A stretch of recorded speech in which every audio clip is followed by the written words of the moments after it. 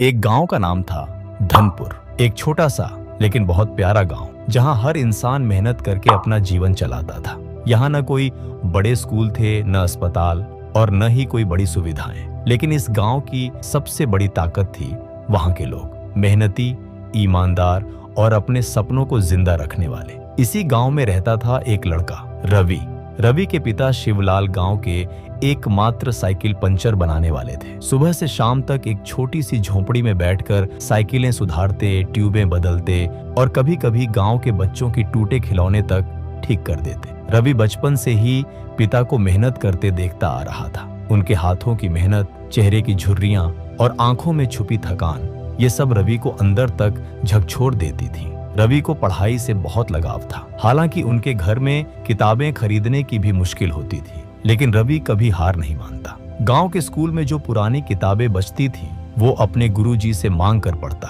कई बार मिट्टी से सने पन्ने होते, लेकिन रवि को फर्क नहीं पड़ता। रवि का सपना जब रवि 10वीं कक्षा में पढ़ रहा था। एक दिन गांव में दरोगा साहब आए। गांव में चोरी का मामला था और दरोगा साहब ने बड़ी समझदारी से सारा मामला सुलझा लिया। पूरे गांव ने उनकी तारीफ की। रवि दूर से सब देख रहा था। दरोगा की वर्दी, उनकी बातचीत का तरीका, लोगों का सम्मान, सब कुछ रवि के दिल को छू गया। उस रात रवि ने अपने पिता से कहा, बाबा, मैं बड़ा होकर दरोगा बनूंगा। शिवलाल कुछ देर चुप रहे, फिर मुस्कुराते हुए बोले, बेटा, सपना देखो तो बड़ा ही देखो, लेकिन उसके लिए मेहनत उतनी ही बड़ी करनी होगी। रवि की आंखों में जो चमक थी, वह शिवलाल की आंखों में भी उतर आई। उन्हें अपने बेटे पर भरोसा था। संघर्ष की शुरुआत गांव के स्कूल से पढ़ाई करके रवि ने इंटरमीडिएट पास किया। उसके बाद उसने शहर जाकर आगे की पढ़ाई करने का निश्चय किया। लेकिन यहाँ एक और मुश्किल थी, पैसे। शिवलाल ने अपनी जमा पूंजी निकालकर रवि को शहर भेजा। साथ में सिर्फ एक थैला, 2 जोड़ी कपड़े और माँ का बनाया हुआ अचार था। रवि ने शहर में एक छोटे से कमरे में रहना शुरू किया और साथ ही ट्यूशन पढ़ाकर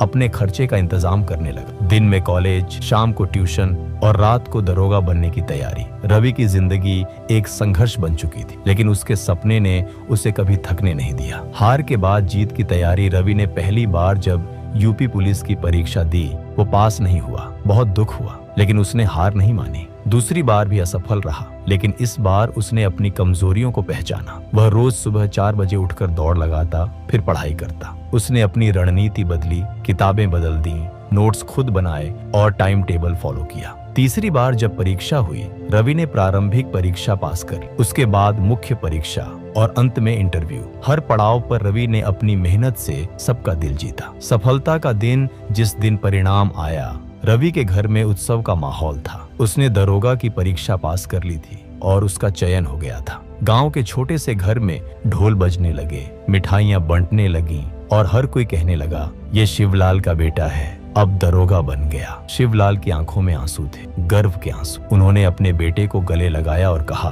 तूने मेरा सिर ऊंचा कर दिया बेटा। वापसी गांव की। सम्मान का दिन। कुछ महीनों बाद रवि को पहली पोस्टिंग मिली, लेकिन इससे पहले वह अपने गांव लौटा, इस बार वर्दी में। जब वह जीप से गांव में उतरा, बच्चे दरोगा भैया आ गए कहते हुए दौड़ पड़े। गांव के बुजुर्गों ने आशीर्वाद दी और माता पिता ने उसकी आरती उतारी। पंचायत भवन में उसका स्वागत हुआ। वहां उसने बच्चों को संबोधित करते हुए कहा, मैं भी आप सबकी तरह एक गरीब परिवार का लड़का हूँ। अगर मैं यहाँ तक पहुँच सकता हूँ, तो आप सब भी पहुँच सकते हैं। बस अपने सपनों को मत छोड़िए और मेहनत करते रहिए। नए दौर की शुरुआत। रवि ने अपनी पहली कमाई से गांव में एक लाइब्रेरी खुलवाई, जहां गांव के बच्चे आकर पढ़ सके। उसने गांव के स्कूल के लिए किताबें दान की और साइकिल पंचर की दुकान को पक्का बनवाया, जहां उसके पिता आज भी गर्व से बैठे रहते हैं। निष्कर्ष, रवि की कहानी एक संदेश है। सपने गरीबों के भी होते हैं और जब मेहनत से सजाए जाएं, तो वे सच भी होते हैं। यह कहानी हमें सिखाती है कि हालात चाहे जैसे भी हों, अगर हौसले बुलंद हों, तो कोई भी मंजिल दूर नहीं।